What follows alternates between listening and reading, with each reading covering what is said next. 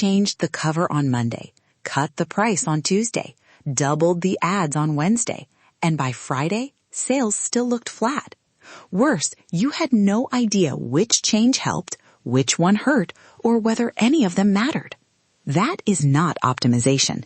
That is losing the evidence. Exactly. Activity is not diagnosis. And if you keep changing 5 things at once, a disappointing sales week can make you feel busy while teaching you absolutely nothing. So before you spend more on ads or produce another book, ask a better question. Where exactly is the reader journey breaking? Welcome to the 22 Lions Podcast, your daily blueprint for writing, publishing, and profiting from books. Today, we dive into the 5 numbers that reveal why your books are not growing. Let's break this down.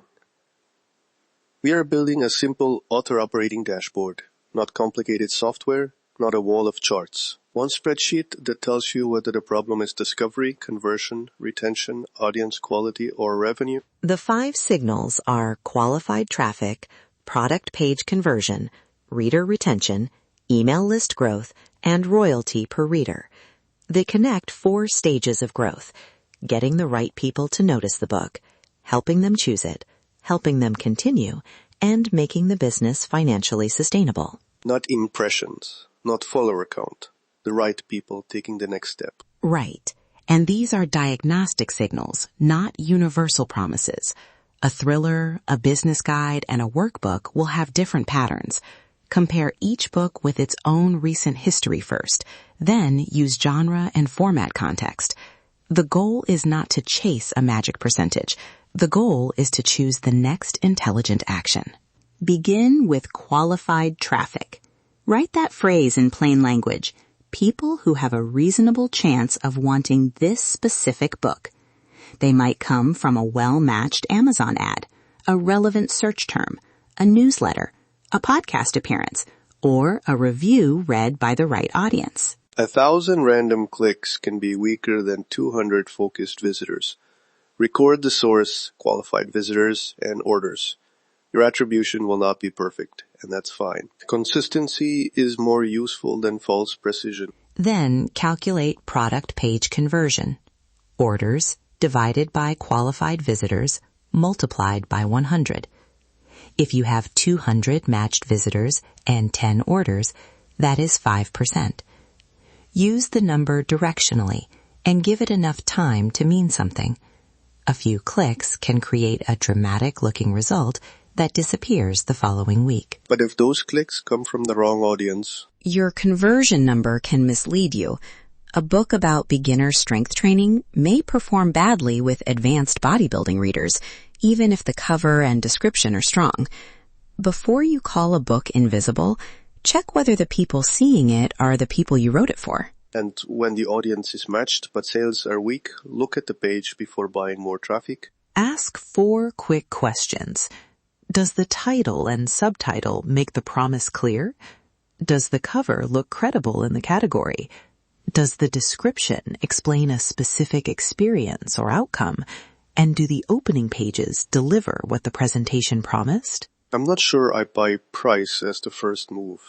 Authors reach for a discount because it feels measurable. You would never test price first? I would test it when the page is already clear, the audience is matched, and the book fits its category.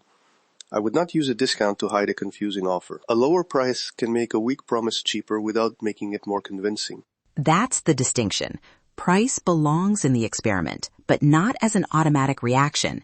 Change one major variable at a time so you can learn what moved conversion. The third signal is what happens after the first purchase. Reader retention. In a series, track book 2 buyers divided by book 1 buyers, then track book 3 buyers, reviews, and relevant email engagement. For a standalone, watch repeat purchases, referrals, responses, or movement to the next related offer. Retention is not pressure. It is a better reader journey. Put an ethical message in the back matter, show the series order, offer a sample of the next book, and make the next step easy to find. If readers enjoyed the experience, do not make them search for what comes next. Stay useful. Every email and every recommendation should earn its place. That leads to the fourth signal, email list growth. Count new subscribers, unsubscribes, source, opens, clicks, and replies. A large list from an unrelated giveaway may look impressive while producing almost no readership. 50 subscribers who genuinely want your subject can be more useful than 500 who entered for an unrelated prize. Audience growth is not automatically profitable growth. Exactly. The fifth signal asks whether the attention supports the business, royalty per reader. Estimate the royalties a reader or cohort produces over a defined period, then compare that with advertising and production costs. Track formats separately when possible, because one ebook purchase and a 3-book series journey do not have the same value. More units are not automatically more profit. A discount can increase orders while lowering the value of each reader. Look at the whole path, not just launch day revenue. Now, let's use numbers. Imagine a fictionalized author with a 3-book mystery series. Over 4 comparable weeks, the author receives 1,200 qualified ad clicks and sells 42 copies of Book 1. That is a 3.5% product page conversion rate. The author's previous comparable baseline was 5.8%. So Discovery is working well enough to investigate. The traffic is matched, the clicks are steady, and the cost is acceptable. The first problem is conversion, not visibility. Then comes the second number. Of those 42 Book 1 buyers, only 9 reach Book 2. That is about 21% read-through. It is an illustrative figure, not a universal benchmark, but compared with this author's own earlier results, it is a clear warning. Wait. So the author should not double the ads? Not yet. More traffic would pour more people into a page that is converting below baseline, and then into a series handoff that is losing readers. First, compare the ad promise with the cover, description, and opening pages. In this example, the ad promised a fast, high-stakes mystery, but the opening took too long to establish the central problem. Then repair the handoff, make the series order obvious, add a clear next book message, and include a sample that matches the first book's experience. No fake urgency, no tricks, just a cleaner promise and an easier next step. After allowing enough time to observe those changes, the author can test one price adjustment or audience refinement. The sequence matters. Fix the earliest weak stage first, then move downstream.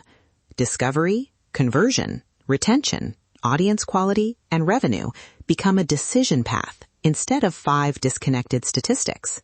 And do not rebuild the business after one bad week. Record the date, the change, the expected result, and the observation window. Otherwise, random fluctuation starts to look like a strategy. Here is the exact system for your weekly 15-minute review. Open one spreadsheet. Use these headers: book, week, qualified visitors, orders, conversion rate, book to buyers, engaged subscribers, royalties, costs, and one change made. Enter the last 4 comparable weeks, even if the data is imperfect. Then mark each signal green, watch, or act. Green is at or above your recent baseline. Watch means movement deserves attention. Act means the pattern is persistent, and the next intervention is clear. Finish with one sentence. The current bottleneck appears to be discovery, conversion, retention, audience quality, or revenue. Choose one test. Schedule the next review. Keep the other major variables stable long enough to learn something. If you are brand new, start with 3 fields: qualified traffic, conversion, and the next book signal. You can add email and royalty data as your catalog grows. Simple and consistent beats impressive and abandoned. Your book is an asset, not a hobby. Treat the catalog, the reader relationship, and the financial result as connected parts of one operating system.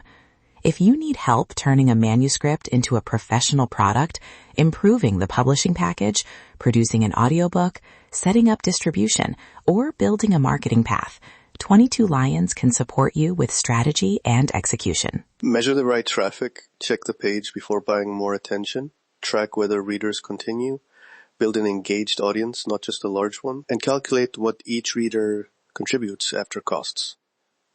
Better decisions compound one book at a time. That's your step-by-step system for today. Apply it and watch your author business grow.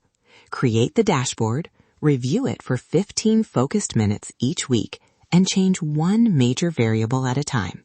For publishing strategy, professional production, audiobook support, distribution, and marketing growth, connect with 22 Lions. Publish like a pro. Profit like a lion.